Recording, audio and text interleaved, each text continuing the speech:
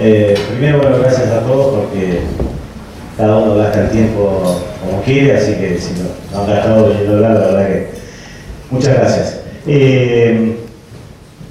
Yo creo que un militante, desde siempre, probablemente en algunos momentos más tenue y en otros mucho más vigoroso, pero fundamentalmente un militante. Yo entiendo que el periodismo no admite otro lugar para expresar ideas desde el lugar legítimo que uno ideológicamente entienda que debe comunicar. Entonces, ante todo, un militante, lo que no implica, y que en todo caso podemos después ahondar, que uno pueda hacer periodismo. Que yo soy un periodista kirchnerista, no me quita la entidad para entrevistar a nadie, de hecho lo hago todos los días a gente de la oposición y lo hago con mucho respeto. Pero sí entiendo que hay que pararse en un lugar, y no es que entiendo que hay que pararse en un lugar, entiendo que todo el mundo está parado en un lugar y que en todo caso lo que fue cambiando quizás es que los viejos periodistas militantes militaban, pero no estaban muy de acuerdo en que la gente dijera que eran militantes, pero militaban en sus producciones, en su manera de ver la ciudad, en su revisionismo histórico acá en Santa Fe, y lo venían haciendo, lo vinieron haciendo y lo hacen, de hecho, desde hace mucho tiempo. En todo caso, lo que nos pone en el lugar de militantes a nosotros es aquellos a los que, por cuestión antitética, nos dicen que nosotros somos cara. Ya de por sí el tipo que te dice que vos sos un periodista acá, porque claramente está parado en otro lugar. Es el otro el que te define. Sí, definitivamente. Sí. Y fíjate vos que en esta dicotomía que se quiere plantear entre periodismo independiente como sinónimo de objetividad y periodismo militante, te encontrás con el público que te dice, mira, yo aquí el programa no lo miro porque no quiero que me baje en línea. Claro. Pero sí mira otros programas. Y uno, frente a esta opinión de un televidente, de un público que escucha radio también, se pregunta, pero ¿cómo? En los otros canales, en las otras radios, ¿no están bajando línea? Sí, es cierto. ¿Por qué no se nota en todo caso esa bajada de línea en los otros medios? No, yo creo que se nota, pero que en todo caso lo que ocurre es que al tipo que es televidente, oyente o lector, no le incomoda. Entonces no tiene la necesidad de definirlo de esa manera. Te ubica en ese espacio fundamentalmente cuando no coincide con vos. Porque en definitiva, yo no creo que la gente diga que Guillermo Teper es un periodista radical, no lo dice la gente. Y sin embargo, la llegada del T10 de cualquier colega tiene que ver con militar de la franja, si no llegás. Sin embargo, nadie dice que son periodistas radicales. Nadie dice que Conichelet es un periodista binerista en términos masivos. Pues, cada uno de los... Esto lo digo, no como la leche, digo, como yo me paro en un lugar, yo lo que quiero hacer es ubicarlos a los otros en donde yo creo que está parado. Sí lo hace con nosotros, fundamentalmente, con aquellos que adherimos al gobierno nacional, o adherimos a un montón de políticas, o los que entendemos que el enemigo no es el gobierno y que en todo caso hay corporaciones mucho más importantes como a las que dedicarle tiempo. Es ahí donde aparece esa caja gigante. A los otros periodistas no se les dice nada. Mucho tiene que ver con la discusión acerca de los medios de comunicación. Y no viene al caso de decir con quién, pero hace poco tiempo me dijo, vos estás en una radio de cuarta porque no entrevista a gente de la Municipalidad de Santa Fe. Entonces yo le dije, yo creo que está mal que no lo hagamos. No me parece bien, me parece que hay que tener una apertura en ese sentido. Pero inmediatamente le contesté, de todas maneras vos no tenés ni un ápice de autoridad viniendo desde T10 para pedir una pluralidad. Porque, por ejemplo, cuando llegó un momento en el que nosotros con el señor Berlanga trabajáramos en el T10, no dudaron en decirnos no. ¿Y por qué nos dijeron que no? Porque no éramos del palo, porque no íbamos a defender la política radical. Entonces, esto incluso con sus defectos, con lo que todos nosotros pudiéramos encontrar como negativo, ubicarte siempre en un lugar, porque eso obviamente trae aparejadas cuestiones que uno puede incluso en la autocrítica reconocer que son errores. terminan siendo necesarias muchas veces para poder, si de última la gente ya sabe dónde yo estoy parado, ahora también me dedico a mostrarles dónde están parados los otros. Pero no desde un lugar de una cuestión ni moral ni señalar, digo, pero seamos más justos si vamos a hablar de los medios de comunicación, por ejemplo, de la ciudad de Santa Fe. No hablemos de Radio Nacional, que si en Radio Nacional, que si alguien puede opinar en contra y en el litoral, alguien puede opinar en contra del puerto de Santa Fe. Y en el TDX alguien puede hacer una investigación que involucre a José Corral, no, tampoco. Entonces, todo en todo caso pide que exista un poco más de equilibrio en ese sentido. Hacemos un poquito de historia. Estás viviendo en Sauce Viejo, no sos de Santa Fe, naciste en Chubut. Sí. Claro, yo nací en Chubut, en un pueblo que se llama Alto Río Sender, porque, bueno, mis viejos eran maestros. Era la época, algunos de ustedes, Pantera, no te quiero ofender, pero probablemente te acuerdes, y algunos otros también, Pedro. Los maestros se notaban a ver dónde había vacantes, ¿no? Y saltó allá en un pueblo que está a la altura de Comodoro Rivadavia, pero sobre la cordillera. No había nada. Y se fueron allá a trabajar en un aserradero que pertenecía al arzobispado de la provincia de Chubut, y como no podía ser de otra manera, la cagaron a mi vieja y nunca le pagaron, ¿no? Y ahí nací yo, en ese lugar, bien cordillerano. Después, bueno, situaciones de la vida, yo terminé viviendo en Santa Fe, gran parte de mi vida en Santa Fe. A los 15 tuve ahí un lapso de tiempo en el que me fui a vivir a la provincia de Catamarca, todo porque mi viejo no era muy democrático, decía mañana nos vamos y nos vamos. Y después volví acá a Santa Fe. Y empecé a laburar mi primer laburo en periodismo. Lo hago en el diario de la provincia, que es un diario genial, que si vos aprendés periodismo ahí, después me parece que estás en condiciones de hacerlo en cualquier lugar.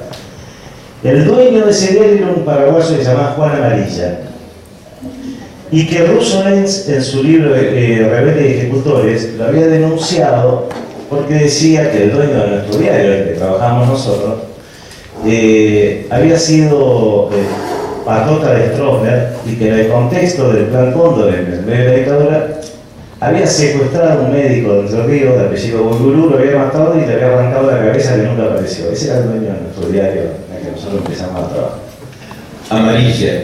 Juan Amarilla, era un paraguayo que era muy bizarro ese diario, pero tenía un plantel de periodistas, exceptuando Nomira, impecable, porque ahí trabajaba el Turco Cheret. El Turco es un vago, nunca trabajó, pero iba, cada tanto lo veía. Trabajaba el Chavo Caperetti, que siempre fue un hombre afecto al trabajo. Y después estaba Juan Carlos Tiziani en política, Gustavo Castro, un periodista de prensa escrita impecable también, Ivana Fuchs, la arañita que le dicen porque es la única que de vez en cuando incomoda a los funcionarios, y tenía un muy buen plantel. Pero el diario se empecinaba todos los días, que no teníamos condiciones de laburo, porque esas otras, los periodistas vivimos hablando de la situación de los laburantes, y la verdad es que a nosotros nos negrea más que a nadie. Pero bueno, es la profesión que elegimos. Entonces el diario le pagaba mal, era un desastre. Nosotros igual le poníamos onda ahí, sobre todo viendo a Tiziani. Tiziani fue un tipo del cual nosotros aprendimos mucho en prensa escrita. Yo, para mí, debe ser el mejor periodista lejos de Santa Fe. Impecable por su lucidez, siempre muy coherente. Y bueno, cuando Juan Carlos nos dejaba que nosotros vamos a arrimar, empezamos a construir con Gustavo Castro en aquellos tiempos algo de lo que entendíamos que debíamos hacer en periodismo. Y el primer hecho de censura ocurre, por supuesto, como no puede ser de otra manera, en ese diario. Como había muchos periodistas queriendo hacer un montón de cosas, como somos nosotros, yo había pedido que si pudiera cubrir tribunales, que era una beta que me parecía que era enriquecedora, que uno podía contar otras historias. No quería policiales porque siempre todavía me dio la impresión de que las ganas de vender fruta, y bueno, obviamente estoy convencido de eso. Me parecía que el ámbito tribunalicio era más rico, más posibilidades de consultar fuentes, de contrastar.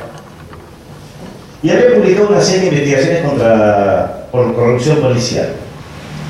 Y Juan Amarilla me llama a su despacho un día, y en su estilo, en su castellano, mezcla de guaraní, me dice: Ahumada, usted está publicando que la policía roba. era bastante... imitar, no sé. No puedo imitar. No puedo. No sea tan mal. Era bastante precario el paraguayo en su... ¿Lo podés imitar? Le digo algo así como...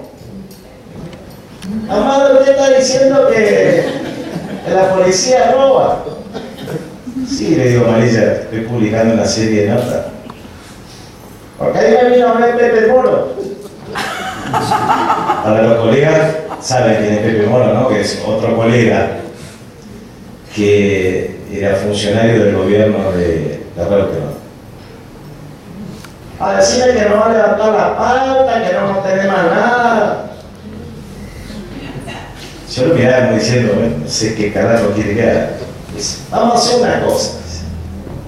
Usted a partir de mañana siga diciendo que roban, pero no ponga que roban tanto. Así que ese fue mi primer hecho de censura ahí. Sí, con lo cual seguí publicando. Yo no sabía cuál era la diferencia entre mucho y tanto. Pero ahí aprendimos muchas cosas. Por esta cuestión de que había mucha militancia del laburo, prepotencia del laburo. Yo lo que veo hoy en algunas generaciones, no en todas, hay algunas buenas excepciones, es que los pibes no tienen tanta ganas de laburar. Y nosotros en ese sentido, a pesar de que somos vagos por naturaleza, por eso elegimos el periodismo, le poníamos mucha garra a las cosas, mucho nos gustaba esto de la posibilidad de hurgar, de encontrar, y ahí aprendimos gran parte de la profesión. Después, bueno, al mismo tiempo me ofrecen escribir para el Litoral, y el Litoral tenía una revista que la sigue teniendo, que es la revista Nosotros, y me pagaban por cada nota era más o menos el monto que significaba el sueldo entero del día de la provincia, pero yo no podía firmar. Entonces firmé durante años con un seudónimo, que es de Federico Bolicio, el nombre de mi viejo y el apellido de mi vieja. Entonces de esa manera yo, que además necesitaba comer porque el sueldo del día de la provincia era nada, y la imposibilidad de asaltarlo a alguien con un canje, nada, así era el día de la provincia, no. Yo entraba a los despachos, hacía la reunión y decía, soy del día de la provincia, y me decían, ¿de dónde? Bueno, entonces después terminamos escribiendo en el diario, se abrieron otras posibilidades. Una vez me acuerdo que escribí una nota sobre Federico Pinedo y el escándalo de las carnes que terminó con el asesinato de Enzo Bordavere. Ya en el Litoral. Sí, en el Litoral. Era una nota que escribo sobre el asesinato de Enzo Bordavere. Y ahí sí que fue una censura en serio, porque la de Paraguayo la verdad que era para festejársela, digamos. Entonces me convocaron ahí y me dijeron que debía ser más responsable, que yo no podía juzgarlo a Federico Pinedo de la manera que lo hice. Básicamente Federico Pinedo era un hijo de puta y estaba absolutamente involucrado en lo que fuese monumental hecho de corrupción del gobierno de Justo. Así que no había mucho como para... Así que ahí empecé a ver lo que en definitiva iba a ser laburar para el Litoral, porque después también estuve trabajando en el cable. Cuando llegó el momento de Storni, se nos había dado la orden que nosotros no podíamos hablar del caso de Storni. Hablamos igual, porque como nosotros no... Ahí ya laburaba con Guillermo Tepper, en realidad lo que hacíamos era... no pertenecíamos al canal ni al diario, entonces nos podíamos animar a hacerlo. La ciudad en ese momento, no sé si se acuerdan ustedes, estaba dividida, los cables. Una mitad y la otra mitad no compartían programación. Entonces, por ejemplo, C&D se veía en una parte de la ciudad, pero no se veía en la otra. Y también era una constante, pero mucho más marcada, porque en otros lugares donde hay más dueños hay más intereses. Entonces tenía siempre algún amigo de alguno tocaba. Pero bueno, era parte de aquel presagio que empezó con Amarilla y que después se fue multiplicando en los distintos medios, con algunos matices y con diferencias. Empezaste a trabajar en la prensa escrita, luego fuiste también a la televisión. No, a radio, no. A radio y después a televisión. A radio, En radio te incorporaste al equipo de Guillermo Tepper. Claro, y hacía columnas en LT10. Hicimos columnas hasta que publicamos una investigación contra Jorge Wey. Fíjate que claro, porque los radicales me terminan echando a mí porque le pego a Jorge Wey. Bueno, pero así fue. Era de esa investigación. Sí, nosotros publicamos. Después intentaron que yo la repitiera, cuando Bey termina diciendo que sí, que va a ser candidato de Cristina. Y yo digo, lo puedo decir acá, fue uno de los primeros que lo denuncié a Lázaro Báez. Después no me pretendía ninguna de las otras noticias que aparecieron, estamos hablando hace muchísimos años. En realidad lo que cuestionamos nosotros era la compra del gobierno provincial de 120 motorizadoras chinas que tenían un sobreprecio infernal. Eso fue lo que publicamos, allí estaba Lázaro Báez. Después, cuando Jorge Obey decía aceptar, muchos pretendían que yo volviera a esa investigación y dije, no, yo funcional no voy a hacer, lo dije en aquel momento, lo hicimos y esa investigación nos generó que los radicales nos cerraran la puerta de la radio que era radical, es una cosa bastante extraña, pero bueno, sí ocurrió, y que el gobierno de Jorge Obey nos retirara la publicidad oficial.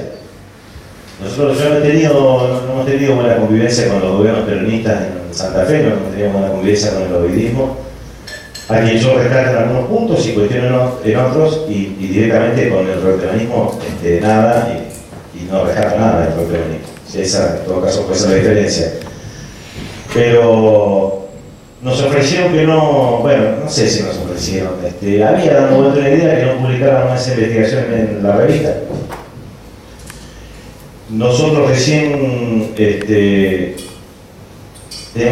una revista que se llama Entre Líneas, con Guillermo Juan y yo. Guillermo decide abrirse y nos quería comprar la revista. Él tenía el 33% y nosotros el restante. Nosotros teníamos que empezar a batallarla solos, porque más allá de que presentábamos muchas cosas en el programa era de Guillermo y los.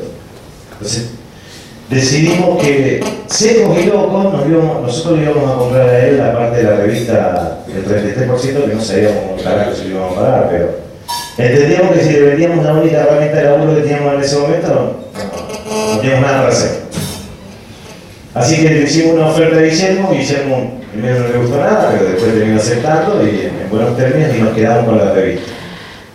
Y en la revista seguimos publicando distintas investigaciones y a nosotros nos daba la posibilidad de seguir estando, porque en realidad ya no estaba más en la radio. Y sí utilizamos mucho la revista como para publicar algunas investigaciones. Una investigación, una de las primeras, tiene que ver con lo de Storni, el caso Storni, y una investigación que hiciste vos junto a Guillermo Teffer y a Juan Manuel Berlanga, que se convirtió además en un libro. Esto fue editado en el año 2002. Qué bárbaro. Sí. Bueno, el libro es abundante no solamente en testimonios. Este libro ya no se consigue en la librería, está agotado. No, porque el libro lo hicimos nosotros. Lo que nos ofrecían era una cosa que nos servía para publicarlo, pero no. Nosotros decíamos, bueno, si nos podemos arreglar a bancarlo nosotros y ver si podemos también obtener algún beneficio económico. No. Si haces un laburo de eso. Bueno, tal vez así que cuando en el peor enfrentamiento, donde nos quedamos sin publicidad de nadie, qué sé yo, el libro nos sirvió algún tiempo, digamos. Para comer. Fíjense los gorritos de las mamas, digamos, así que. El libro funcionó. El libro es, más allá de la investigación sobre Storni, también un contexto de época, que arranca desde antes de Storni, cuenta mucho de lo que fue el movimiento de sacerdotes para el tercer mundo y su anclaje acá en Santa Fe, el grupo inicial, quiénes lo conformaban. También hay un perfil, un retrato de lo que fue la escuela Juan 23, con testimonio de esa fábrica de galletas, ¿no? Así se la cerraron bajo la excusa, hubo presiones para Vicente Safe para que la cerrara, porque en realidad era una escuela de guerrilleros. Sí, reclama mucho la figura de Vicente Safe, el libro. Sí. Como de alguna manera antítesis de lo que vendría después, la gestión de Monseñor Storni. Yo creo que enaltecer la figura de Monseñor Safe era un paso obligatorio en esa comparación con Storni. Después sí, ya con gente que conoce la iglesia, hemos recibido alguna crítica que me parece que también son parte de la discusión que también hay que dar respecto a la figura de Sastre. porque muchos de adentro, los que habían sido sacerdotes tercermundistas, me decían, Saspe no se jugó por nosotros. No hace mucho tiempo finalmente presenté un documento que tenía que ver con que la Iglesia, el poder político de la Iglesia había tomado efectivamente conocimiento de la existencia de los desaparecidos en la Argentina, y en ese poder político estaba Saspe. Es decir, que Saspe una cosa era lo que hacía a nivel personal, en hechos que no se pueden negar ni cuestionar, que efectivamente lo convierte en un tipo que ha tenido actos de humanidad. Pero llegado el momento de su desarrollo como parte del poder político de la Iglesia, quizás uno encuentre la puerta abierta para algún tipo de cuestionamiento respecto de lo que fue Saspe con relación a esa información que los curas efectivamente y que los curas impugnados como él manejaba. Pero bueno, no lo hicimos nosotros, entendimos que no me quiero excusar dentro de la discusión de Rosa y Quiroga si la Argentina está preparada para una constitución. No sé si estamos preparados nosotros para escribir un texto crítico de Saspe, teniendo como figura central a Storni. Entonces quizás es parte de lo que nos debemos un debate en torno a la figura de Saspe. Lo de Storni era una cosa que nosotros nunca nos propusimos encararla desde la cuestión morbosa de lo sexual, que de hecho está contado fundamentalmente en primera persona, porque es la primera vez que el Martín Lascurain decide contar con nombre y apellido lo que le había ocurrido. Pero el libro, y vos que lo estás, yo diría que tiene un 70 o un 80% de situaciones que tienen que ver con los siniestros de Storni, pero también en cuanto a esa iglesia, esa visión de la iglesia, ¿no? Por eso está la explicación de lo que había pasado también con el Concilio Vaticano II, con esa iglesia que termina siendo derrotada, que también y perseguida y asesinada, ¿no? Y con esa otra iglesia que en definitiva se instala en el poder político desde el 76 y continúa después. Y continúa, salvo el interregno de Saspe, que en todo caso, por eso yo decía que es una cuestión que se puede debatir. Lo de Storni también es una continuación. Tengo una pregunta. El caso de Storni cobra relevancia periodística a partir de una primera nota publicada en Rosario 12 sí. En 1994, sí. Que es una pequeña nota donde se señala que estaban investigando a Storni. Luego viene una investigación un poquito más en detalle, más jugada por parte de Carlos de Frade. Exactamente. Y por último viene el libro de Olga Borna. Era nada. Claro. Era nada, porque si hay que reconocer a gente que se ha dedicado a investigar y a publicar de manera valiente lo que fue Storni en Santa Fe, nos vamos a acordar de Carlos de Frade, que lo hizo, como decías vos, en 1994. Hasta el día del litoral, porque buscando archivos nos encontramos con, que para el litoral es un montón. En diciembre del 94 ya estaba Monseñor Arancibia instalado en la casa de Carlí, de Monseñor Carlí, en Paraná, enviado por la Santa Sede de investigador Storni. Ya estaba recogiendo testimonios. Esa es la noticia, en el 94. Sí, y el día del litoral de Carlos Frade en el 97. Claro, pero Carlos Frade había publicado algunas notas sueltas, no en medios masivos, que ya anticipaban esta cuestión. Y el litoral llega a poner entre signos de preguntas: ¿Storni investigado? El libro de Olga Borna lo que hace es disparar estas reacciones que tiene la sociedad santafesina, que se toma 20 años para echar a un tipo como Storni, porque la verdad es que el libro es malo en términos de investigación periodística, es malo porque no cita nombre, porque se escuda detrás del anonimato y el potencial, y la verdad es que todos sabemos que cuanto menos datos concretos hay, más uso del potencial, más incontrastable es. Pero tiene esa cosa de que situaciones que confluyen, recordemos también el contexto de que se basan todos, la Argentina hablando de crisis. 2001. Claro. El contexto ayudó. Absolutamente. Vino Olga Borna a Santa Fe a presentar el libro llamado Nuestra Santa Madre, que tenía un capítulo de Storni. Y el flaco favor en realidad se hace en la Universidad Católica. Porque el escándalo se desata porque la Universidad Católica decide levantar el stand de la Feria del Libro. Cuando levanta el stand, Olga Borna dice: acá tengo prensa como para divertirme. Y efectivamente fue así, salió en todo el país, ya un escándalo de magnitud. Y ahí la justicia vergonzosamente decide intervenir de oficio sobre un libro que ni siquiera conocían porque no se había presentado en Santa Fe. Fíjense que cuando en notas periodísticas anteriores, te estoy mencionando el ejemplo del diario El Litoral, después en la crónica relatan algo de que lo estaban investigando en Storni, bien podrían haber investigado de oficio en aquel momento. Y no lo hicieron. Y la consecuencia de no haberlo hecho terminó en que muchas de las víctimas que se presentaron después, ya en el año 2002, sus casos prescribieron. Entonces quedaron en la nada. Porque no es casualidad que el arzobispado quede a 30 pasos de tribunales. Entonces la relación también entre la Iglesia, el poder político y por supuesto la justicia estuvo siempre vigente. Entonces la verdad es que habiendo un legislador en su momento cuyo sobrino había sido abusado por Storni y que ni siquiera se anime a plantearlo, tiene que ver también con el entretejido del poder que hace que las cosas se pisen. Llega un momento en el que obviamente por algún lado empiezan a saltar las piedras. Hay un escritor santafesino muy conocido, Gómez, que tiene un libro que se llama Alrededor de la Plaza y menciona estos símbolos de poder que son símbolos reales. Tiene que ver otro libro sobre un caso policial de desaparecido que se llama algo así como La Noche de los Chacales. Sí. Que también es un nombre de comunales. ¿Cómo iniciaron la investigación? ¿Cómo empezaron a recoger los testimonios? ¿Cómo fue trabajarlo esto en el medio en el que estabas en la radio de la universidad? Sí, ahí no había mayores problemas. ¿Y en el diario?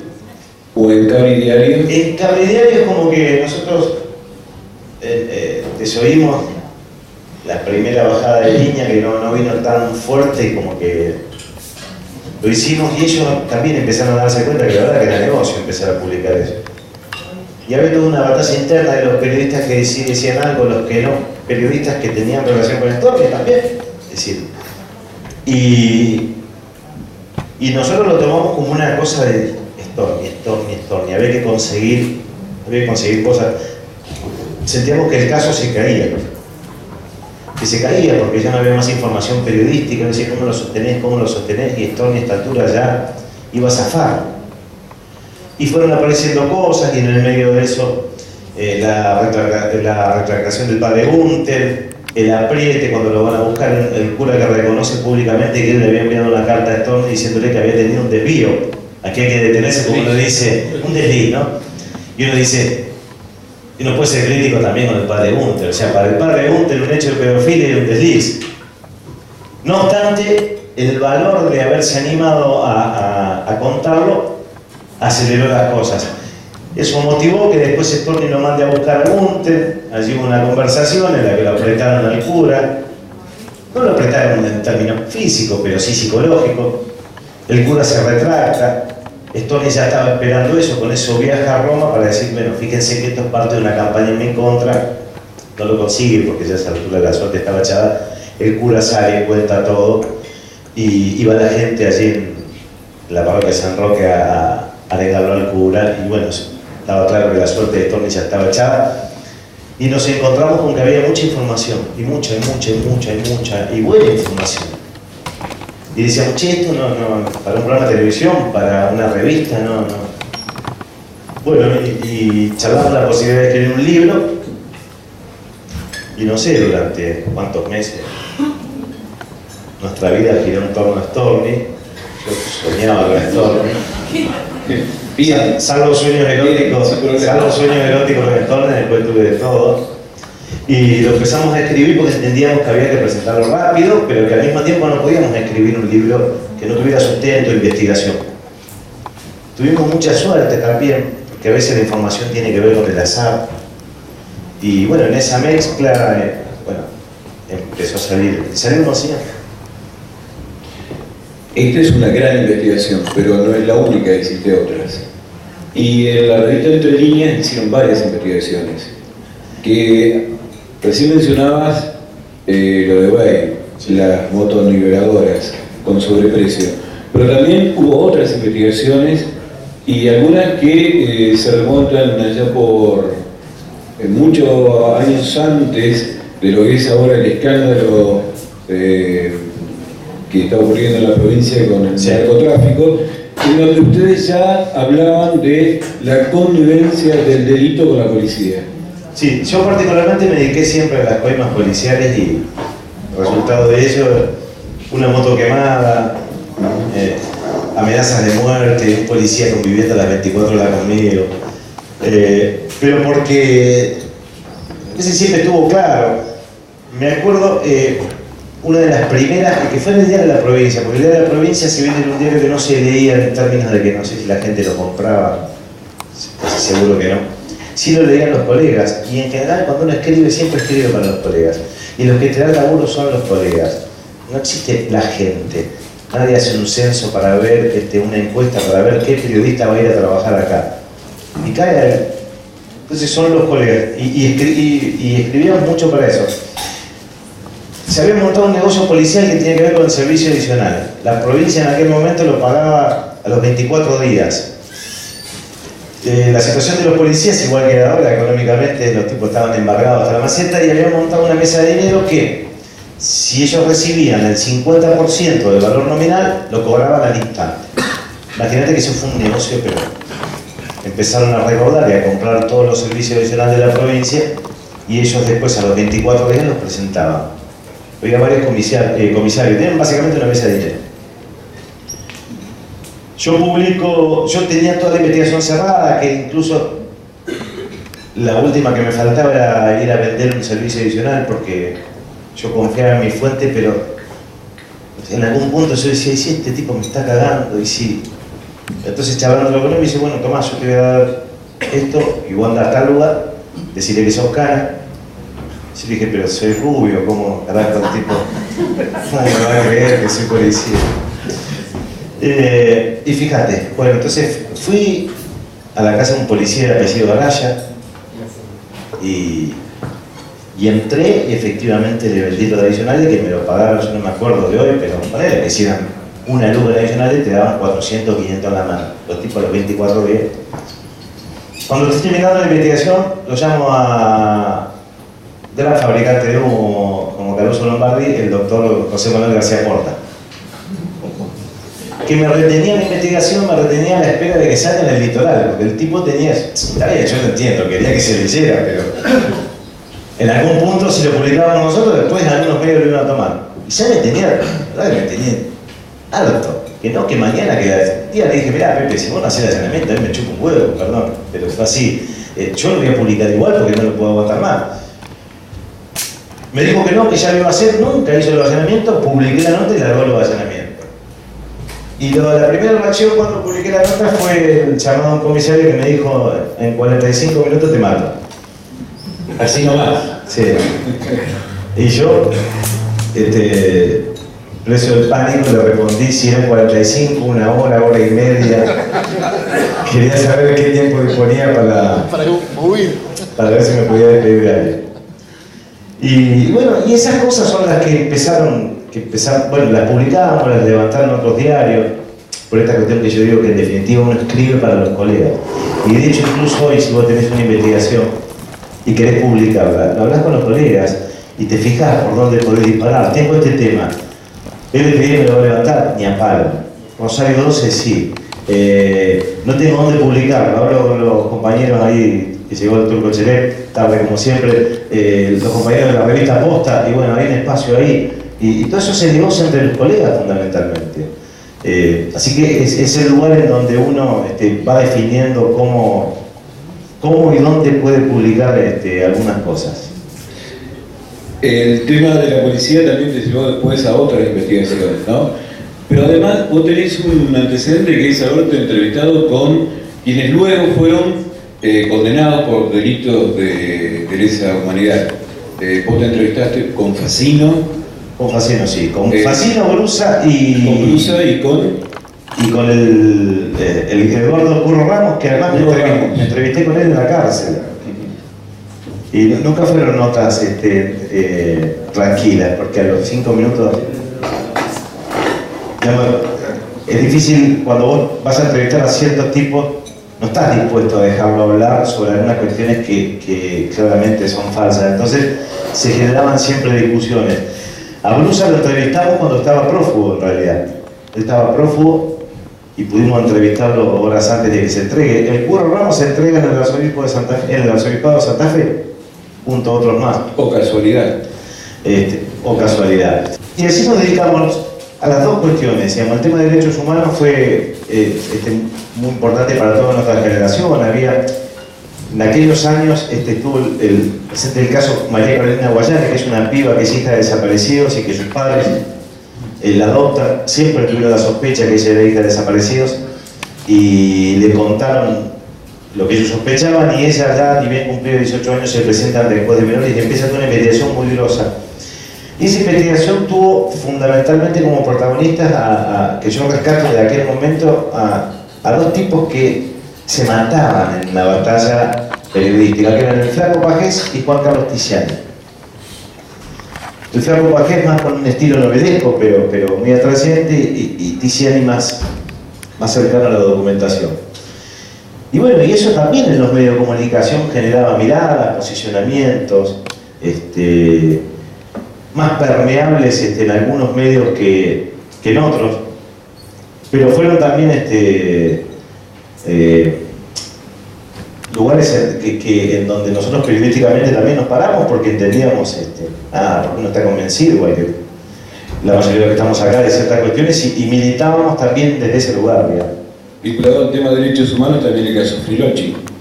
Claro, nosotros a Frilochi lo denunciamos en el año 2008 en la revista Entre Líneas, porque el juez federal Reinaldo Rodríguez había derogado las leyes de violencia de vida, punto final. A partir de allí comenzaba la posibilidad de investigar a todos estos tipos que se habían mantenido lejos de la justicia.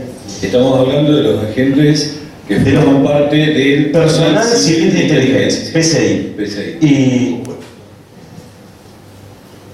Y Rodríguez le pide a las Fuerzas Armadas los expedientes de los PCI.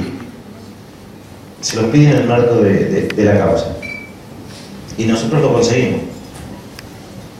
Y cuando lo conseguimos, era una cosa, porque era la primera vez que se publicaban, algunos nombres ya se sabían, por ejemplo, pero que de expedientes que habían venido, que los había enviado Milani, nosotros empezamos a saber a ciencia cierta quién y cuál era su alias. Entonces ahí lo denunciamos a Frilochi, contamos quién era Frilochi, porque Frilochi además era, contamos que era no solamente empleado de la universidad, sino que contamos un hecho increíble. Sigue siéndolo. Sí, claro, sigue siéndolo, y va a seguir siéndolo durante mucho tiempo. Porque Frilochi había sido ofrecido como testigo en una de estas causas por parte de un represor, la causa Barcos. Y Frilochi había ido a declarar y había dicho que la denunciante en realidad había tenido como una especie de affair con el represor, y que en realidad lo denunciaba por eso. Cuando encontramos el expediente de Frilochi, empezamos a entender todo. Claro, el tipo había sido personal civil de inteligencia, lo único que fue a bancarlo a su compañero de dictadura. Y ahí publicamos 50 nombres. Había algunos más que nos recriminaban porque los publicamos y no teníamos los papeles. Y un ejemplo concreto de eso es el padre de Cachi Martínez. Nosotros nunca pudimos encontrar el expediente como si lo encontramos de Frilochi, como si lo encontramos de un columnista, de un periodista, columnista de Delicia, Rafael Senós. Le encontramos el alias Carmelo, y se lo publicamos. De hecho, desde ese momento ese tipo no apareció nunca más en televisión. Era columnista acá en el programa de Sin Mordaza. Obviamente que ahí lo volteamos dos. La verdad que después lo volteamos al fiscalito, a Rodríguez Mancilla, un facho. Pero era una cosa. El Paco Avenal un día me contó que hay una anécdota que lo pinta a Rodríguez Mancilla, que lo llamó al padre, como no vino lo mató, digamos. Y Pablo Bosch, en la revista Entre Líneas, se encontró con que el tipo había sido fiscal de la dictadura en San Juan y que allá había hecho desastre. Bueno, Pedro de San Juan. Entonces, como justo se habían dado los juicios, que después los que se dieron en todo el país, de allá vino Pablo con esa historia era así, ¿no? Carlos Jesús Rodríguez Mancilla, que era asiduo columnista del diario El Litoral. No sé si recuerdan ustedes. ¿Y a qué se dedicaba? Hablaba de la seguridad, fundamentalmente de la seguridad. Claro, la teoría de Herrera, que había que matar absolutamente a todos. Así que nos llevamos puestos dos columnistas de Carlos Delicia, que yo presumo que no es un tipo rencoroso porque me saluda incluso a veces cuando nos cruzamos. Capaz que no lo sabía que tenía dos PCI. Después estaba Chichito Vallejo, ¿se acuerdan ustedes? Los más grandes, el hombre de Villa Ocampo. Los bigotes. El hombre de bigotes, así el estilo Palacio. Y en aquel momento, creo que existe una ley de seguridad interior que te impide publicar datos de inteligencia. Es decir, que publicar esa lista era ilegal. Tuvimos un debate que duró 5 segundos porque decíamos, bueno, de última la publicamos y que nos hicieron la causa, salimos todo el país. Que nos van a meter en cama nosotros porque publicamos la lista de estos hijos de puta que durante toda la dictadura cobraban para mandar al frente a un montón de gente, así que lo publicamos. En algunos medios rebotó y lógicamente en otros no, pero sí fue para nosotros muy importante porque era tenerla documental. No es que confirmamos sospechas que teníamos en algunos casos. Había otros que no sabíamos. Empezamos a revisar los papeles y los encontrábamos. Recordemos, ¿no?, que el caso Friloqui todavía se está pidiendo para que sea apartado de la Universidad Nacional del Litoral. Es el responsable de firmar los diplomas de todas las personas que se reciben la ONG. Bueno, claro, esa es la revista, eso fue, y ahí está la fecha, yo no veo bien, pero la fecha es marzo del 2008, si no me equivoco. Bueno, y ahí están los 50 nombres de los tipos que publicamos. Hablando de tu relación con otros periodistas, Sí. de rencores y amores, un director de un matutino, un ex director de un matutino santafesino, te difamó, escribió una noticia distorsionada sobre tu persona y eso generó alguna situación, un altercado callejero. Es un off the record que tenemos. Mira, la culpa la tiene Nicolás Loaiza. Voy a decir por qué. Yo estaba con Juanma Verdán un día en la casa y me suena el celular y me dice, Maxi, Nico, ¿cómo andamos? Bien. Che, dice, ¿vos viste lo que publicó Pino en contra tuya? No tengo ni idea. Me dice, no, publicó que vos habías tenido un accidente y que vos como que la dejaste abandonada a la señora. Esto había salido publicado en el Diario 1. Sí. Yo me enteré 3 días después. Pino Monzón.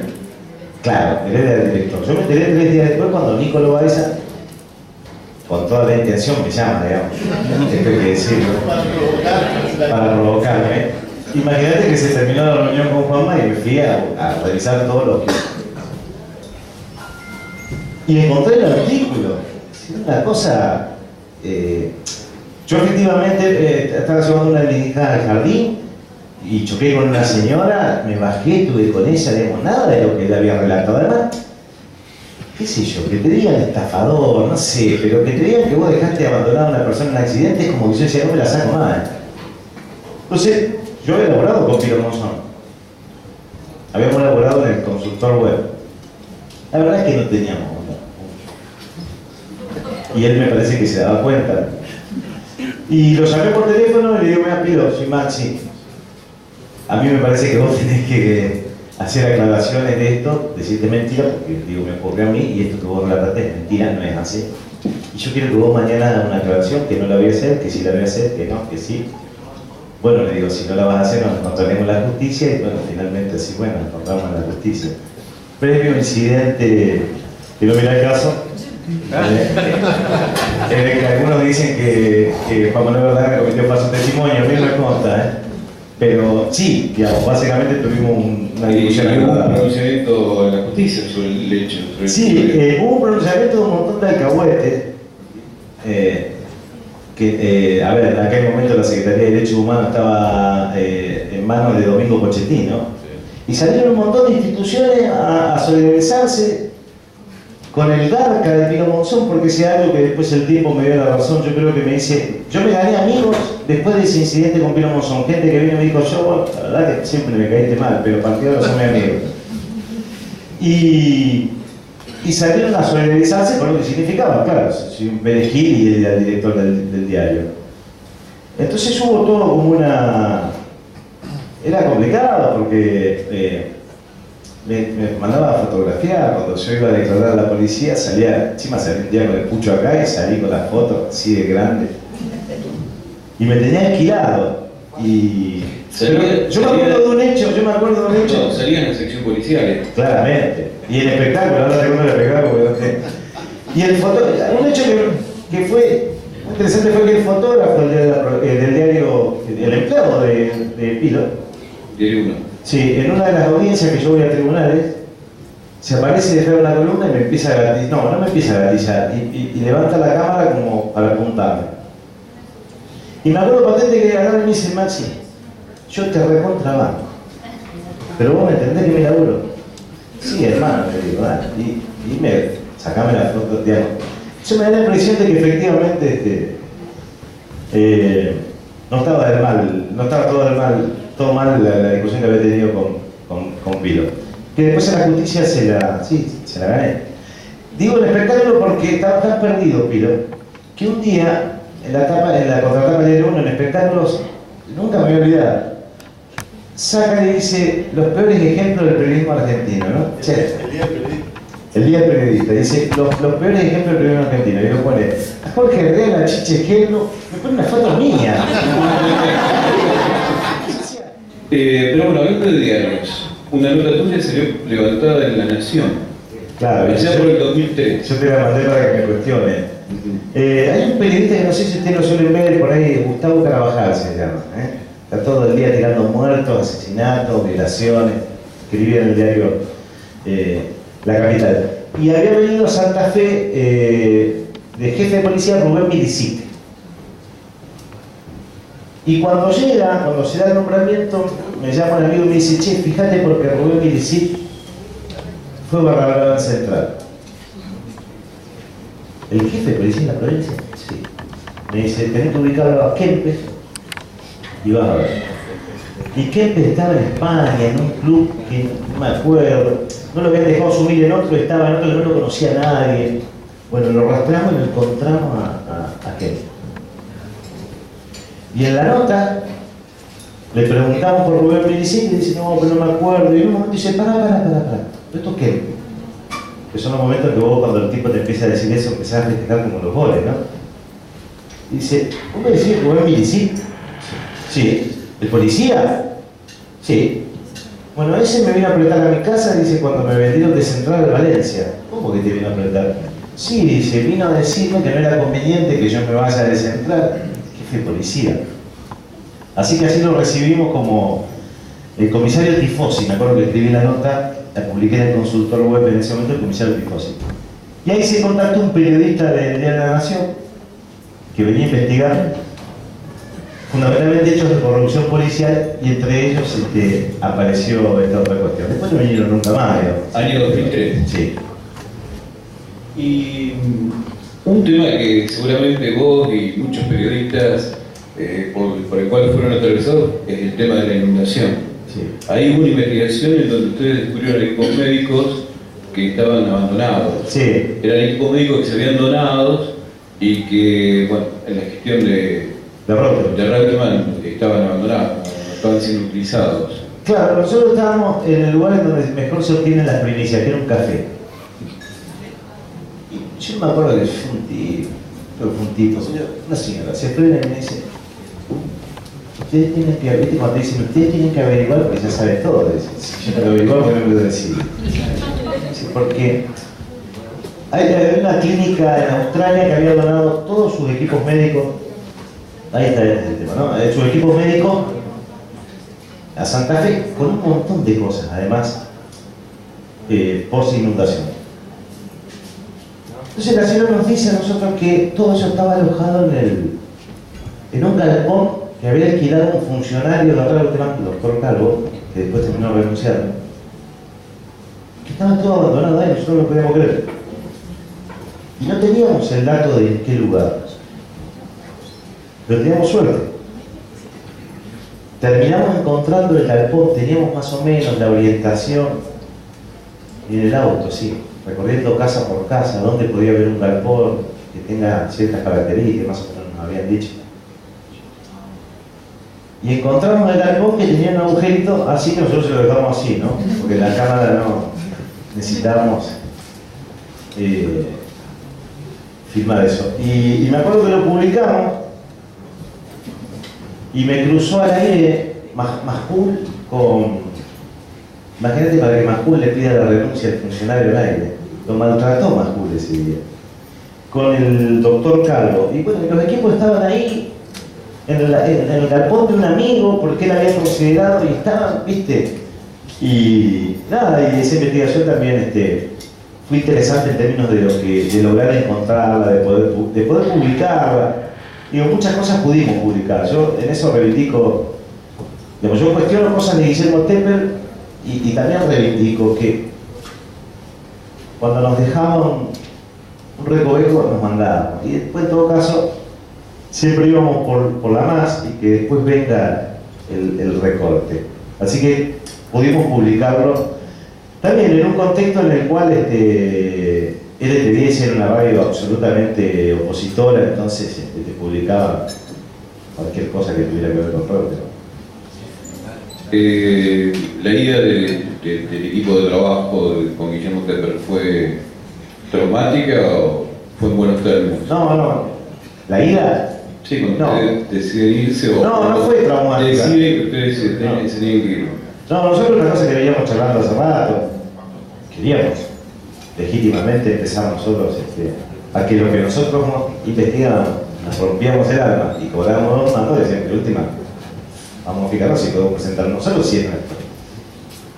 Se enfrió un poco la relación, pero no fue traumática. Se enfrió porque nos paramos en lugares diferentes, también. Porque eso fue parte de lo que fue nuestra separación. Teníamos distintas visiones. Y de última ya, algunas de las capas de la revista Entre Líneas las llegamos a decidir bajo el sufragio y se cansó de que le ganemos y le mudó a una. Pero aún así, yo rescato que pudimos hacer muchas cosas también. Esto de pararse definitivamente en veredas distintas, esto tiene que ver con, por ejemplo, lo del conflicto con el campo, sí. Ahí ya no estábamos, ahí ya estábamos laborando solos. Tiene que ver también con la ley de medios y todo el debate que se dio. Sí, pero previo tiene que ver con el conflicto del campo, fundamentalmente. Y nosotros estábamos haciendo un programa de televisión todas las noches con el Graciano González Riaño, con Juanma y con Gustavo Castro. Que con Gustavo Castro laboró en todos los lugares donde estuvimos. Además, lo hago fenómeno. Y bueno, ya en el conflicto del campo nos paramos en un lugar. Yo me acuerdo de un récord, programa de vivo, y un día llegaron, la gente estaba como bastante loca, ¿no? Y nos llegaron 170 mensajes. De los 170, 160 eran para rompernos la cabeza, que éramos unos montoneros hijos de puta, que no nos bancaba nadie. Y bueno, eso tuvimos eso, entendíamos que la pelea era muy desigual, porque en general en los medios de comunicación, salvo estaba claro los grandes medios cuál es la posición que tenían. La de los compañeros no, estaba claro también dónde iban a jugar. Pero ese conflicto del campo nos obligó a todos a decir, bueno, nos paramos en un lugar. Que incluso hay que reconocer que uno fue formándose en función del propio conflicto. Sin tener la idea tan clara, sin todavía poder visibilizar tan claramente al enemigo. Nos sirvió mucho el conflicto del campo. No es que, nos paramos acá. Sí, estaba claro que fundamentalmente Gustavo fue el que primero se paró ahí y naturalmente nos fuimos inclinando hacia allí, pero creo que fue también para nosotros un proceso interesantísimo lo que ocurrió con él. Y después porque la otra cosa, porque más allá del conflicto del campo, es como que vos, ¿qué querías de un gobierno? Aquellos que, por ejemplo, no habíamos tenido la oportunidad de vivir ninguno de los gobiernos peronistas. Y queríamos 4 o 5 cosas, y de golpe, bueno, apareció un gobierno que lo había empezado a hacer.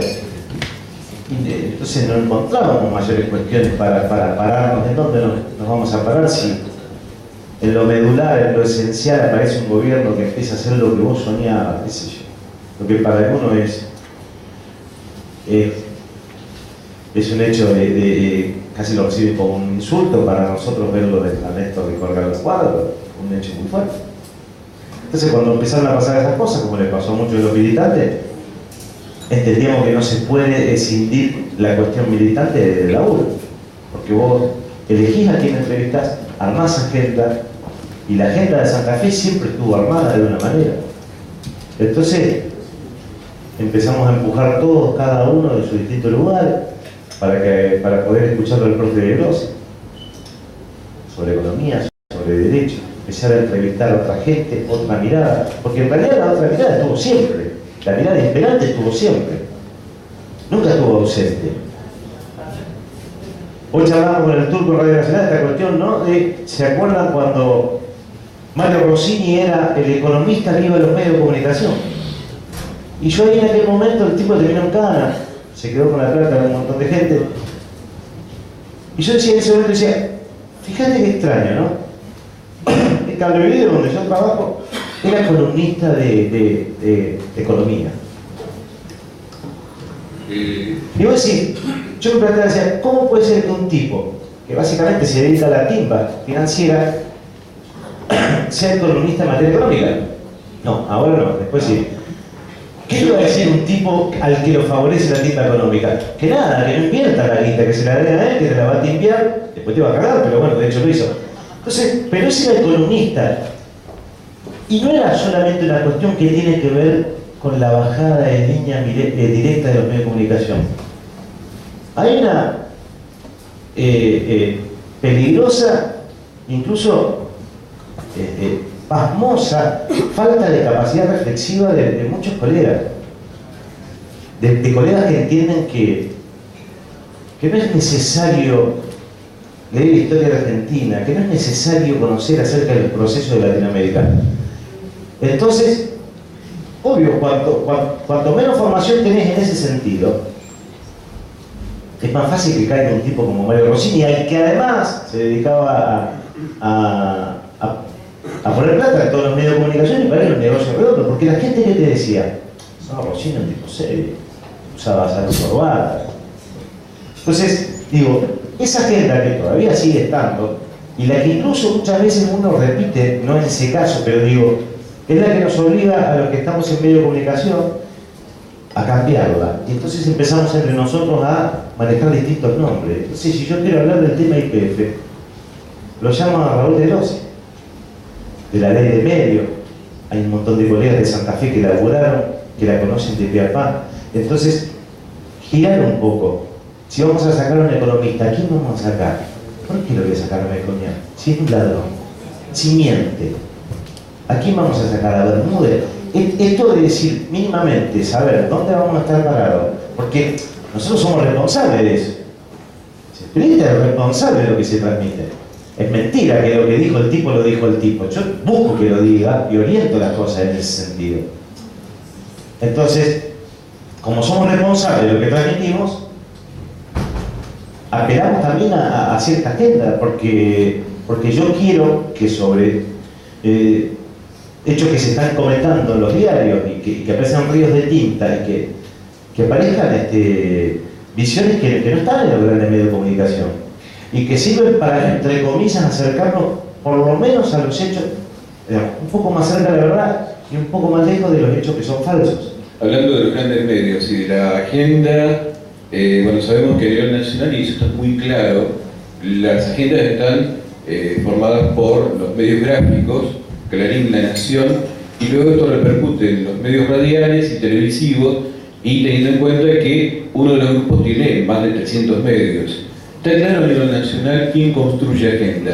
También está claro que en los medios de las provincias, mucha de esa agenda nacional se absorbe y hasta se copia textualmente. Sí, tal cual. Ahora bien, la agenda local en Santa Fe, con respecto a cuestiones políticas, están conformadas por ¿qué principales medios? En materia política, En materia política. a mí me parece que está bastante claro que el diario de la capital, el diario del litoral, siguen siendo en ese sentido los lugares en los que también hay una cuestión de los propios legisladores o funcionarios. La verdad es que mueren muchos de ellos por la foto y porque salen el diario. Sí es cierto que en los últimos años, y a partir de la aparición de un montón de medios alternativos, de todos los que venimos de esos lugares, empezamos a meter agenda. Había una época en que es como que muchos decían, bueno, si no sale del litoral, no sale en ningún lado. Eso se terminó. Sí, algunos dicen, si no te morís y sale publicado tu aviso fúnebre, de verdad no te morís. Bueno, eso se terminó. Se terminó y hay casos en concreto en los que me parece que queda bastante claro. Siguen siendo medios de comunicación absolutamente fuertes y que tienen una línea sumamente clara. Pero me parece que el panorama ha sido alentador en términos de la aparición de sitios, de revistas, y fundamentalmente de los colegas que se pararon en este lugar. Trabajaste en el 10 y en el 9, Sí. que son dos emisoras con audiencia, con mucha audiencia. ¿Mermó la audiencia de estas dos radios o siguen siendo las más escuchadas? Yo la verdad es que nunca manejo encuestas, entonces cuando me preguntan qué es lo que se escucha más, no tengo definiciones son fuertes. A mí me da la impresión, bueno, hoy yo estoy en FM, entonces estoy más cercano a eso, de que han mermado. Pero a lo mejor es una sensación mía. Hay una cuestión generacional también con la gente que escucha FM, de interacción muy distinta. Nosotros estábamos en el T9 de 6 a 9 de la mañana y la verdad es que se nos morían 2 o 3 oyentes por día, aparecían en cronológica del litoral. Y los temas que así podíamos abordar eran muy distintos. Además nosotros llegamos a LT9 de 6 a 9 después de la guerra. Imagínate, bancando la unión civil y todas esas cosas, había gente que se nos quería infartar. Colegas que, Karina Volati, por ejemplo, estuvo con nosotros por imposición de la radio. Nosotros la verdad que nunca le habíamos pedido. Bueno, debo decir que es así, digamos. Pero y cuando surgió el tema de la discusión de matrimonio igualitario se fue. Ni nos avisó. Un día no vino más y la productora Marina Borón dijo, che, mirá que... Y no se fue precisamente para casarse con otra mujer, ¿no? No, se fue porque nosotros éramos violentos, ¿no? O sea, nunca entendí por qué me digo. Y el ET9 tenía sus oyentes, así como más duros. Y bueno, nosotros igual, con algunos aciertos, con algunos yerros, le metíamos por adelante y hacíamos lo que... Ahí fue el famoso audio de Sanz, ¿no? Que la asignación universal se iba por la carrera de la droga del pueblo argentino. Fue nuestro programa. Que en realidad no teníamos nada, y viene Mario Galopo con toda su mejor onda y casi su inocencia y dice, ¿vos sabés qué? Fue en el norte, en Villocampo, no sé, en otra conquista, y dice, ahí el senador Sanz dijo lo siguiente, y cuando dijo eso, la mirada me dijo, ¿no tenés el audio eso? Sí, dice, acá lo tengo. Y después lo levantaron un montón de medios, digo. En ese espacio discutimos el tema de papel prensa, me acuerdo, con el cordobés ¿Dónde los juez. Con juez. Y se daban cosas propias de lo que a nosotros nos interesaba. Y fue una buena experiencia. Difícil en términos de esto que te cuento, pero bastante libertad para laburar. La radio era un caos también, entonces como...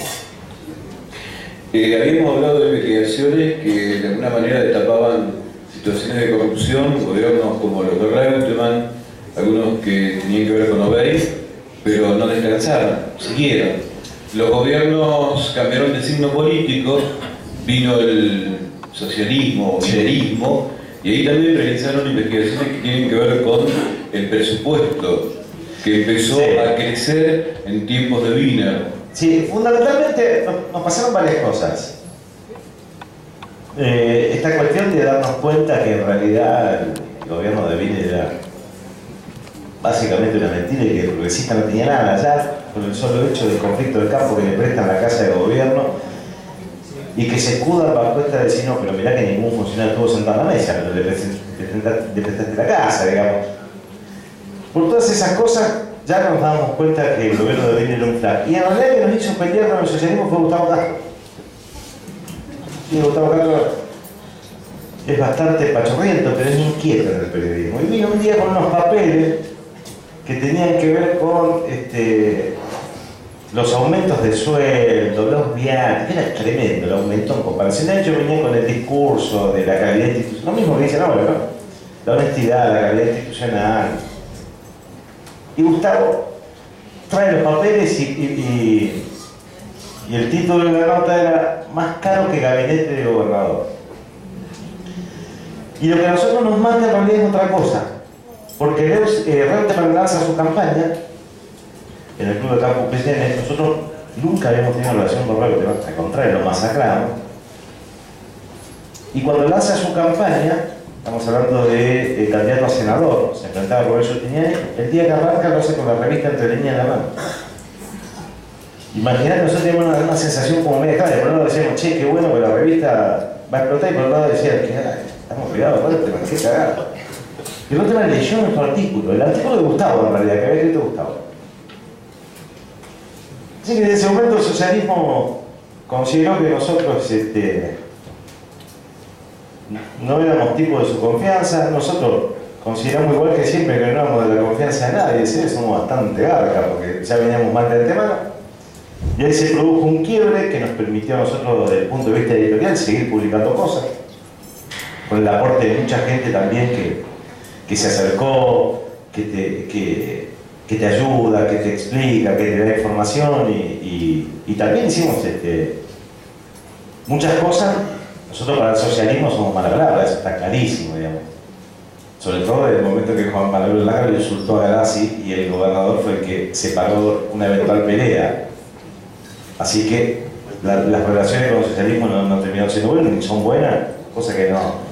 Pues investigaron el tema de los plantel de gente, los sueldos. Siempre publicamos mucho el tema del crecimiento, del aumento de los nombramientos, la plata política de Biden y fundamentalmente nada, cómo se empezaba a ver, cuando aparecían los decretos de los auspicios del gobierno progresista a Expoagro, perdón, ¿no? Que pasaron de 800.000 pesos en la gestión de gobierno a 3 millones, una cosa así, y cosas que iban apareciendo y que te daban esta cosa. Siempre está clarísimo que es mucho más cómodo pararte en rol de tener la posibilidad de denunciar que de defender.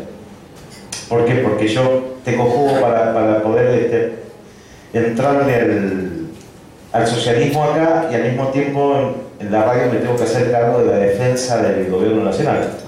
No de la defensa en términos de que cualquiera que diga algo yo tengo que salir a defenderlo, sino desde la defensa en términos de cuando se repiten informaciones falsas, cuando uno puede redireccionar cierta información que aparece con muy mala leche. Yo entiendo la defensa desde ese lugar, ¿no? De la posibilidad de escuchar voces en lugares en los que antes no se escuchaban. Yo revalorizo mucho eso. Todo eso genera una fuerte discusión en torno del periodismo, de ciertos espacios y ciertas metodologías. Yo estoy convencido que hay que estar ahí, en donde estoy, y hay que seguir, en la medida de lo posible, multiplicando la voz de la que uno está convencido, así que... Este es el artículo que hace referencia a los sueldos. Ahí está. Esto es el gobierno de Biden. Sí. Y hay otra que recién habían proyectado, la anterior, que tiene que ver con el actual gobierno, que tiene que ver con la reforma tributaria. Claro, la reforma tributaria. Bueno, también fueron unos papeles que me pasaron en donde claramente quedaba demostrado que el gobierno necesitaba comprar a los senadores de alguna manera para poder obtener la reforma tributaria. Pues había un empate, ¿no? Había un empate. Más que un empate, si los números no le cerraban, y la mejor manera era mostrando la manera, porque el socialismo no tiene problema en usarla, y los senadores no tienen problema en recibirla. Y habíamos encontrado unas partidas de dinero que llegaban a la legislatura en concepto de actualizaciones salariales y que a la media hora que llegaron fueron directas, transferidas a subsidios para senadores. Me junto con el vicegobernador de la provincia, Jorge G, con los papeles. Primero titubea, después me termina diciendo que sí, que eso efectivamente más o menos era así, que él no se iba a prestar nunca más a terminar siendo el tesorero del Senado. En definitiva no significaba ningún delito, pero sí era el mecanismo que utilizaba el gobierno para dar vuelta o para comprar las opiniones de los senadores que necesitaba para la reforma. Lo publicamos y salió en todos los diarios. Tiene que ver con los momentos, o la mayoría, lo tomó La Capital, por ejemplo, lo tomó El Litoral también con Lucho Rodrigo, porque también tiene que ver esto con los compañeros, ¿no? Lucho había hecho algo cuando yo lo llamé para contarle que había avanzado un poco más allá, el tipo, con un gesto muy altruista, estuvo en sintonía conmigo, levantó la nota. Y tiene que ver con los momentos, hay momentos en los que los medios de comunicación le deben muchos meses y necesitan, bueno, y esa noticia en particular anduvo por todos lados. Se murió como todas las noticias y el socialismo sigue aumentando los subsidios en la Cámara de Senadores sin ningún problema. En tu comienzo comenzaste a hablar de la policía, investigar sobre la policía, y no hace mucho, por el tema del caso del narcotráfico y la prisión de quien fuera el jefe de policía de la provincia, Tognoli, se escuchó en la radio un testimonio que vos transmitiste que tenía que ver con un testigo de identidad reservada, sí, que trabajaba para el ex comisario Tognoli. Sí, sí. ¿Cómo accediste a eso? Mira, esto fue así. En realidad, el caso Tognoli es interesante también analizarlo porque generó mucha división entre los colegas. Había colegas que directamente lo defendían a Tognoli. Incluso yo compartí un programa de radio que duró poco, que tuvimos un debate ahí, porque el caso Tognoli también dividió a los colegas. Porque estaban los colegas que habían comprado la teoría esa insostenible y absurda, que era un intento de desestabilización por parte del gobierno nacional. Entonces, Tognoli era un preso político. Y eso fue interesante en términos de cómo nos parábamos. Yo he visto cosas que no le vi nunca. En el caso de Tognoli, periodistas haciendo media hora de análisis jurídico. Digo, ni yo que fui tantos años a hacer periodismo me hubiera animado tanto, explicando estrategias, haciendo las veces de defensores de Tognoli. No tengo que tener para terminar defendiendo al jefe de policía. Y bueno, está claro que ahí distintos medios y periodistas hablan de disímiles maneras. Eso me llega, por el lado que te llega las cosas más grosas, por el lado de los acusados. Sí, en muchas cosas me llegaron por ese lado, de ese sector. Y era, efectivamente, un testimonio de identidad reservada que está apuntado a la causa, en donde un tipo, al estilo Ponta Cuarto, pero en el tema de drogas, pide declarar y cuenta cómo se vendía droga en Santa Fe, porque él la vendía, porque él trabajaba para Tognoli y para otro comisario. Y bueno, yo consigo esas copias, certifico que efectivamente estuvieron anexadas a la causa y lo cuento. Después el fiscal me manda una nota pidiéndome si yo iba a revelar la fuente, lo que le contesté que no, por una cuestión lógica y porque los periodistas tenemos esa cuestión absolutamente saludable que es la reserva de fuentes. Pero era muy duro el testimonio. Pero era más grave, volviendo al tema Tognoli, como incluso, ustedes recordarán que Norma Castaño hacía muchas denuncias, porque en realidad Norma Castaño no es que hizo denuncias contra el gobierno de Wiener. Nosotros la conocimos a Norma Castaño cuando venía haciendo denuncias ya en la gestión de Reutemann, es decir, que denunció la gestión de Reutemann, denunció la gestión de Obey. Y más allá de todo lo que me dijeron durante años, la verdad es que todo lo que me decían con fines de desacreditarla, a mí siempre me da la impresión de que había que estar parado más de ese lado que de cualquier otro. Incluso, en algún momento, y utilizando periodistas, cuando estaba el caso Tognoli en su efervescencia, circuló un video. En ese video se le veía a Norma Castaño hablando con un tipo que es claramente un narco. El video no tenía audio, no tenía nada.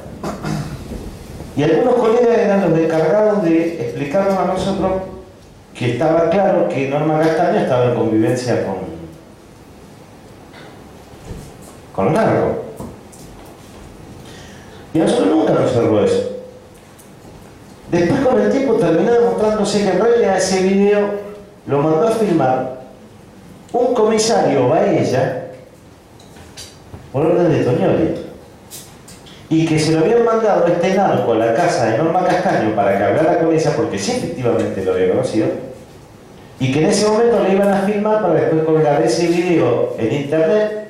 Un periodista iba a decir: me llegó esto, no sé de dónde, pero fíjense, y ahí se iba a poner en marcha toda la maquinaria para destruir la Norma Castaño, pero fundamentalmente para defenderlo a Tognoli, cosa que no prosperó, gracias a Dios no prosperó.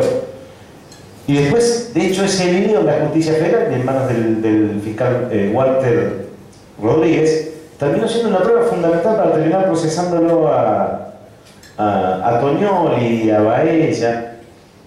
Y además, un tipo de la policía terminó confesando en Radio Sol al aire que él había sido el que había colgado el video,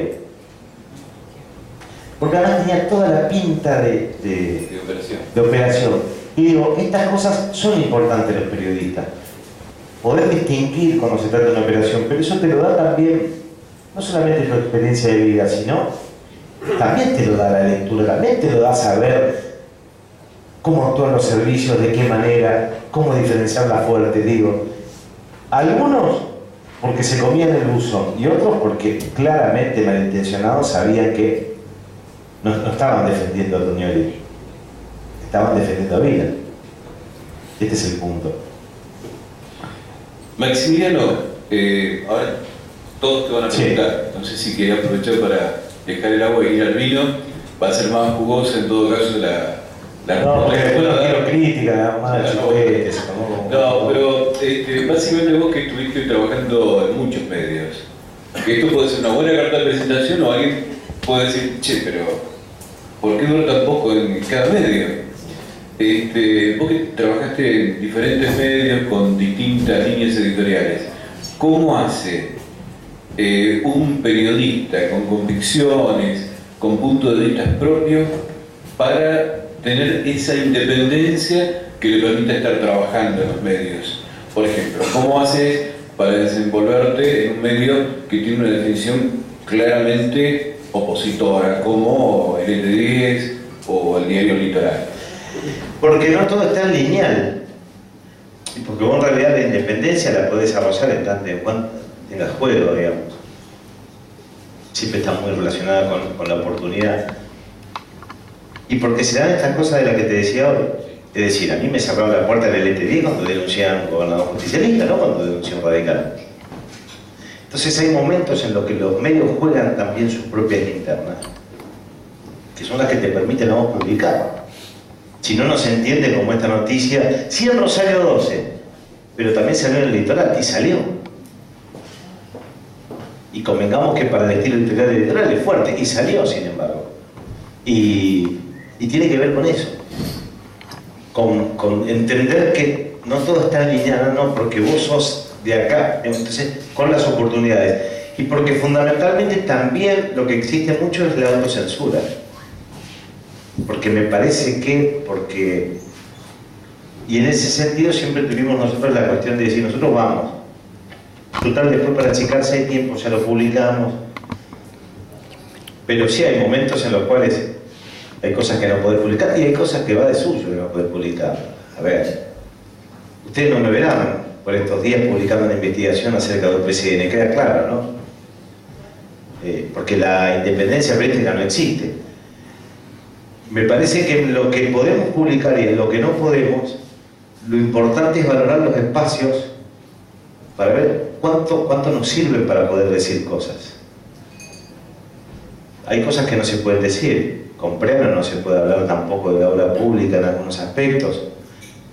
Y de eso te encontrás en todos lados. Y en el litoral no puedes publicar cosas porque son 18 dueños y tienen 756.000 puntos de vista. Y pasa. Pero, no sé, me parece que es como lo que le pasaba al viejo Amarilla, ¿no? El que te censura también se olvida. Y como nosotros estamos todos los días, en el momento que se olvida, vos insistís, después decís, perdón, no me di cuenta, no sabía que era para tanto. Alguna excusa metés. Hay veces que podés, hay veces que no podés. Hay veces que no podés. Es decir, en algunos lugares vos no podés hablar de la estafa monumental que se está llevando adelante en el puerto. Y no podés, no vas a poder hacerlo. Y eso también hay que entenderlo. Y si el dilema es, bueno, como no puedo publicar, me voy, y no sé si es tan buen negocio. ¿A dónde me voy? ¿A decir qué? ¿Frente a quién? No digo que necesariamente esta es la lectura que hay que tener, pero sí son los planteos que yo me hago. Y vos tenés la ventaja de haber nacido en un paisaje con mucha sinuosidad, ¿no? Con muchos caminos sinuosos. Chubut. Sí, claro. Es decir, que ya venís con cierta gimnasia como para seguir en los medios, transitando esos caminos y abriéndote espacio y lugar en donde queda algún espacio para publicar lo tuyo. Bien, pero echar en concreto me echaron de un solo lugar, del Diario de la Provincia, pero después estuvimos en Canal 9 y bueno, después cerró. En Ceiré decidimos nosotros irnos, bueno, precisamente porque nos llegó una oferta de Canal 9, nosotros. Hay otra cosa que tuvimos la suerte, que es que te paguen en los medios de comunicación. Digo, cuando nosotros hablamos de los periodistas, tipo no que tengas que pagar para trabajar. Porque el tema no es que cualquiera tiene un programa de televisión o una radio, porque va y lleva una carpeta publicitaria. Y no es casualidad que la mayoría de los medios de comunicación los que te atienden son contadores, que no importa tres carajos cuál es el contenido. No decir, mira, quiero hacer una mirada sobre Latinoamérica, y te mira siempre y dice, los Vicente, ¿cuántos son? Entonces cualquiera tiene. Si tenés esta posibilidad de que los medios te paguen, que en realidad no es una posibilidad, es un derecho por el que hay que luchar y seguir presionando, ¿no? Tenés un poco más de margen en algunas cosas. Y en eso hemos tenido suerte nosotros, digo, suerte en el contexto de cómo flexibilizan los medios de comunicación. Pero si no se hace difícil, aún así siempre se hace difícil. Depender de la publicidad, porque te quedás en una publicidad oficial y la verdad es que ¿te duele, no te duele? También tiene que ver con tu visión acerca de lo que vos querés para tu vida, con qué te alcanza para ser feliz, qué sé yo. Hay gente que quiere tener una casa y comprarse y en 2 años tenerla, y otros que dicen, bueno, espero 15, qué sé yo. No sé. Entonces, todos esos factores hacen que también los periodistas puedan o no, quieran o no, tener una posición respecto de un montón de cosas. La publicidad oficial es muy cuestionada a nivel nacional, porque se le entrega a determinados medios y a otros no. Pero la torta publicitaria privada es mayor, mucho mayor que la publicidad oficial. Sin embargo, en las provincias, en las ciudades, la cosa puede ser a la inversa, ¿no?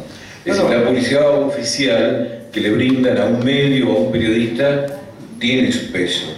Y esto sirve también para bloquear o silenciar voces acá en Santa Fe. Te silencian de otra manera, porque vos tenés que ponerte a pensar que cuando hay algunos colegas que todos los días tienen un programa de televisión nuevo y un emprendimiento nuevo y una cosa nueva, sobre la base de la publicidad oficial es más fácil. ¿Por qué? Porque como los medios tienen esta lógica, quien lleva una carpeta tiene más chance. Entonces te silencian de esa manera, porque los medios hoy adoctrinan con los gobiernos con la billetera. Y el socialismo reparte la pauta como se le canta y entre los amigos, y favoreciendo claramente a los periodistas que les son afín y castigando a los periodistas que no lo somos. Castigando entre comillas, porque después está esta cuestión. Nosotros no le vamos a pedir, tuvimos publicidad del socialismo en la revista Clínica durante mucho tiempo, en montos que frente a lo que cobran algunos colegas es un chiste. Y nunca fuimos a pedir aumento, porque eso también tiene que ver con el lugar en el que vos te parás y después cómo vas a reclamar algunas cosas. pero que el socialismo a la hora de repartir la plata es tan o más arbitrario que el reutemanismo o que el obedismo, es más grave todavía, porque la torta publicitaria se incrementó de una manera tremenda. Los porcentajes crecieron exponencialmente, entonces hay un manejo, hay cerca de 200 millones de pesos dedicados a qué.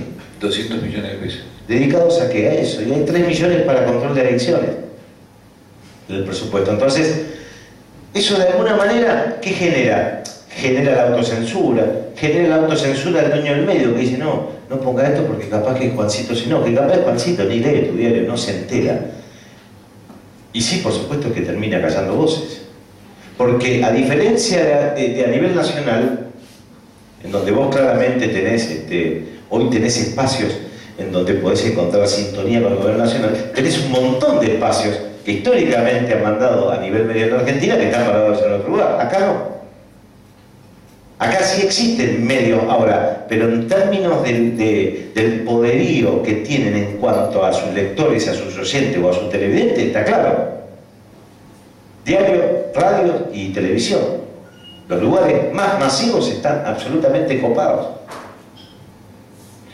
Maxi, la promesa.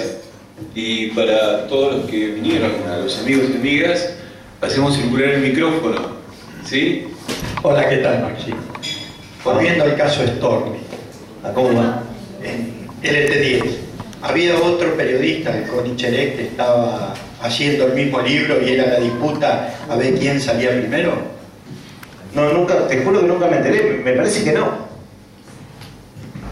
No, me parece que no. Sí, estaba. ¿Estaba? No, sí, estaba. Sí, había disputa con todos los periodistas. Con todos, porque la idea era ver de quién conseguía mayor información, porque es cierto, nosotros vivimos de esto. Y las primicias en ciertos tipos de temas están buenas de los periodísticos. Más bien, las primicias no, la posibilidad de darle continuidad a un tema. Y había entre todos los colegas, qué sé yo, no solamente con Connie, con todos los que estaban haciendo en distintos lugares, había una cosa de puja de ver quién consigue la información, quién puede primero publicar, quién puede documentar. Eso está presente en general. El tema Storni fue uno. Maxi, te tocó trabajar en medios que están en la periferia de los medios que pueden o que tienen capacidad para construir agenda. Y hoy, particularmente, estás en una de las dos radios que interpreto son de las más escuchadas. Una es la de Luis Mino, Aire Santa Fe, y otra que se lleva mucha audiencia, El Sol. ¿Cuál considerás que, desde dónde considerás que se puede perforar esa agenda dominante que imponen los que tienen capacidad para marcarla? Desde la periferia, desde los medios que muy dignamente intentan construir un periodismo distinto, o desde un medio que tiene ya una audiencia y una llegada, pero sos de alguna manera un francotirador chiquito en el medio de un medio que tiene otra mirada y otra línea editorial. Yo creo en las dos opciones, y creo que una no invalida la otra, porque hay un montón de compañeros que vienen trabajando desde hace mucho tiempo y parándose en lugares respetables, y construyendo y poniéndole la verdad el lomo al periodismo como debe ser. Y yo sí, yo soy convencido, soy de lo que creo, porque este debate, yo tuve un debate interno también antes de llegar en concreto a la Sol. Yo soy de lo que, yo estoy convencido de eso, que hay que estar en esos espacios. Creo que hay que aprovecharlos. Creo que incluso la relación con algunos oyentes en parte ha cambiado. Hubo un recibimiento bastante duro y me parece que hoy la cosa, no te digo en general, pero me parece que es importante, pero no por mí. Pero que es importante escucharlo a Raúl de Grossi ahí. Es importante escucharlo a los compañeros de distintos sectores ahí. Es importante que si vamos a hablar de economía lo podamos llamar al Pocho Papín desde ahí. Como es muy importante que también estén los compañeros de FM Chalet, de Radio Nacional, está clarísimo, está fuera de discusión porque muchas veces manejan más agenda que nosotros. Me parece que no hay una cuestión de no tenés que hacer esto o lo otro, y que incluso no podamos convivir en esos lugares que estamos. Me parece que al contrario, en ese sentido al contrario. porque la convivencia con los colegas con los que tenemos algún grado de identificaciones es excelente, porque compartimos agenda, porque en definitiva todos vamos al mismo lugar, entonces ya no hay una cuestión de egos personales, sino, che, mirá, tengo un tipo que la verdad que la rompe, habla de ciencia, tengo un tipo que habla de economía, fíjate si lo puedo.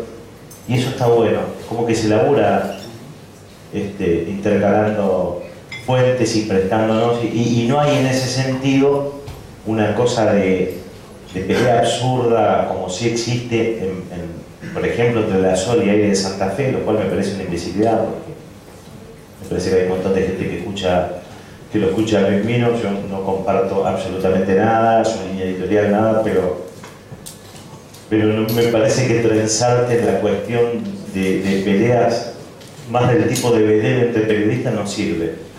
Así que, me da toda la impresión de que la relación es muy buena y que se milita en los dos lugares. Por supuesto, con diferentes consecuencias y diferentes metodologías. Vinculado a esto que le preguntaba recién Guillermo, ¿cómo se construye el público? No te puedo responder esa pregunta porque yo no construyo público, yo robo público, que es muy diferente. Es decir, yo aprovecho un público que ya está, en el caso de la Sol. No. Lo que hago es, sé que hay una masa grande, un porcentaje alto de gente que tiene una mirada sobre la política en general, y lo que hago es intercalar mis cosas para ver si puedo ir torciendo al menos algunas visiones. Pero no estoy en condiciones de pensar que construyo público, no construyo público. Sí, utilizo público de otros. Está bien, pero recién decías, al principio el recibimiento fue muy hostil, Sí. por parte de los oyentes. Sí. En función de tu línea editorial. Sí. ¿Cómo haces para que comiencen a incluirse en esa línea editorial? Los trato con respeto, jamás le falta respeto a nadie, pero les respondo, constantemente les respondo. Y trato de lo que hacemos todos, digamos, de explicar ciertas noticias que a veces son parte de una maniobra que es muy burda y solamente tenés que... Entonces parto de ese lugar. Hay gente a la que no convenzo nunca porque cuando yo empiezo a hablar de un tema llega el mensaje que dice callate, amá, si vos sos Kai, todavía no dije nada, digamos. Hay un público que está perdido para mí. Pero después hay otro que voy notando en esta relación enfermiza que hay entre los periodistas y los mensajes, porque en realidad también es una... Yo en mi puta vida mandé un mensaje en la radio, digamos. Hay una especie de mensajeros seriales. Y hay un montón de gente que no, la verdad que no le da y hace bien en no mandar un mensaje a la radio. Entonces, como que te movés en un lugar en el que vos suponés un montón de cuestiones que no sé si necesariamente son así.